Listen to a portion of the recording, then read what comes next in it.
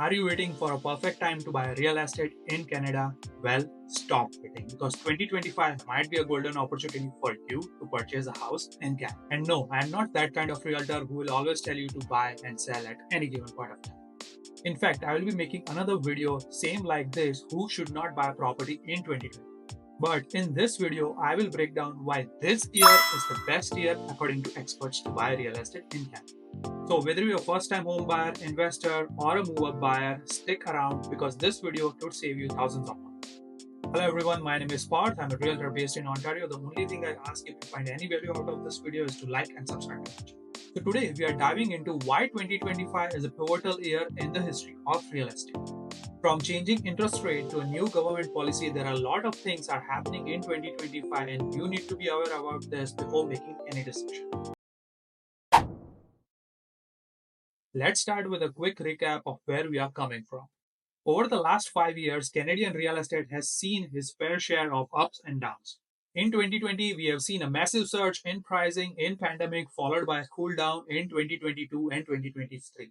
And this is not mainly due to the interest rate. Of course, it's a major factor, but there are other factors which is contributing to this as well. Here's a graph that shows you how prices peaked in 2022 and then dipped more than 10 to 15% in some major markets like Toronto and Vancouver. But here's the kicker. In 2025, experts are saying this could be a pivotal or a turning year in real estate. Demands will rebound, creating a unique opportunity for buyers out there who are waiting on the fence. And we are already seeing some of it, which I will show you in the later part of this video. But why 2025 is the year? Now let's break down the key factor that will make 2025 a perfect storm for buyers out there. The very first over here is the interest rate are stabilizing. After multiple hikes, the Bank of Canada is expected to hold steady or even consider a cut by mid of 2025. This means borrowing will become slightly affordable, making your home purchase easier. And here's the list of all the banks what they are predicting interest rate to be at the end of 2025 and also by mid of 2025. The second factor on the list is the increased housing supply. Several new construction delayed in 2023 and now hitting the market. Cities like Kitchener-Waterloo, Toronto, and Vancouver and Calgary are seeing surge in the new construction project. This increase in supply means more options for buyer and less bidding wars out there. Also, COVID delayed construction of few condos which were supposed to be finished in 2023 and 2024 but not good done because of the supply chain issue. Now we are seeing all those condos coming into the market in 2025 or the end of 2025. And this will add more number of units to already higher inventory in condo market in cities like Toronto and Kitchener-Waterloo. The third factor on the list are the government policies. In past couple of years, federal government has rolled out so many incentives for first-time home buyers, such as increased limit on first-time home buyer incentives and tax credit for energy-efficient homes. In 2024, for RRSP, a home buyer limit was increased from $35,000 to $60,000, and if you are a couple, this case goes to $120,000. I can understand it's a big amount and not everyone out there will have 120,000 in their RRSP, but it will definitely out few families out there. FHSA was also introduced in April of 2023. And now many buyers will have that extra tax deductible money to put towards their house. Technically, you will need roughly about 2 to 3 years to get some decent returns from those kind of programs, and that we will see in 2025 and 2026. The fourth one on the list is stabilizing prices. Unlike frenzy of 2020 to 2022, we have seen the prices are stable across all the board in the kind of categories that we are seeing over here. And this will give you time to negotiate and find the right deal for you. If you see over here, the prices are relatively stable compared to the upward graph of from 2020 to April of 2022 versus a downward graph after it till the mid of 2023. Now you might be wondering, is 2025 a right year for you to purchase a property? Let's break it down. Now, if you're a first-time home buyer and saving up for a down payment, this could be your chance. With incentives and less competition, you could secure a house without overstretching your budget. Just make sure you run your numbers properly and work with someone who can genuinely guide you. And if I can recommend one tip, this is something: don't overstretch your budget and stick within the limit. In fact, stay below your pre-approval number or the numbers that make sense for you and your family. Once you are ready, you can also check out a detailed guide of buying your first home over here. And if you're someone who's considering buying a condo, simply check out the link in the description or book a call with me. Now let's talk about if you are an investor. We have seen a rental demand increases in few part of the country, but majority of the section like major cities are not seeing that sort of yield which investors should expect. Only buy a rental property in 2025 if you are thinking in a long-term mindset perspective. And make sure you are able to afford that property for 3 to 4 years.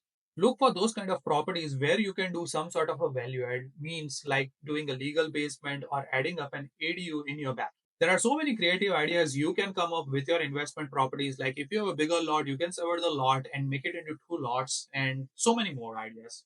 And if you're someone who's considering flipping, make sure you partner up with someone who has experience in this, because right now what I'm seeing based on the numbers, flipping is not making sense for majority of the people there. And always have a team of professionals who you can rely on. You will see many reels and videos out there showing flipping is easy, but believe me, it's one of the huge tasks you can ever take. Now let's talk about the move of buyers. If you're someone who's thinking about taking advantage of stabilizing market, definitely you can do. It could be a good time to sell your current home and upgrade to a newer property. I personally believe the best time to make this kind of move is when the market is at level or going down. And this is something I'm talking about in terms of pricing. I totally understand when the market is going down, you will sell your property at a lower price. But when you're upgrading, most probably you will buying a bigger size house or a pricier house. So in that case, you will end up buying that property at a lower price as well.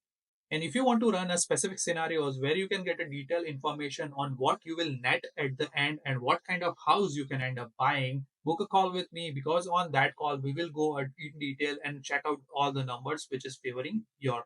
Now the last one on the list is pre-construction buyers. Now this is an interesting one. A major portion of pre-construction buyer are investors, and only certain portion of it will be a first-time home buyers or a primary buyer. In my personal opinion, if you're looking to buy a pre-construction unit for a primary residence, means you will be occupying that unit for your personal need, you should definitely go for that. And I personally believe freehold properties, meaning townhouse and detached properties, are a great choice in this sense instead of looking for a condo. And if you are someone whose budget is limited and condo is the only option, my recommendation to don't go for a pre-construction condo as of right now. Go for a 2 or 3 year old condo, which will be a brand new, and you will also get a stellar deal on it. For pre-construction, focus on price rather than incentives out there. Of course, no market are without their risks. So here are the few things to keep in mind. So for first-time home buyers, if you are not certain about your employment, don't go for a condo hunting or a house hunting as of right. It may not be a good decision to go on a house hunting when your employment is not safe. And I can totally understand nothing is guaranteed. Hence, if you're someone who's still looking to get into a housing market, do this thing. Have an emergency fund, and the very next thing you need to do is to go below your limit. Buy something which is 35% of your total income. It is called rule of 35. And if you can stick to 30%, best. Now let's talk about investors. Now investors always do fact check your numbers. Check out the numbers, what kind of rent you can get from rental.ca or a Facebook marketplace is my good.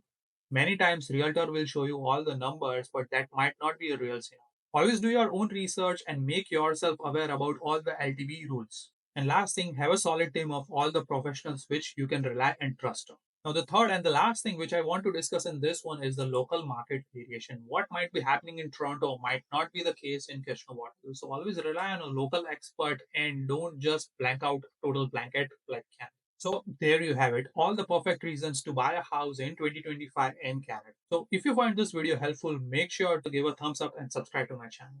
Thank you so much for watching. I will see you on the next video.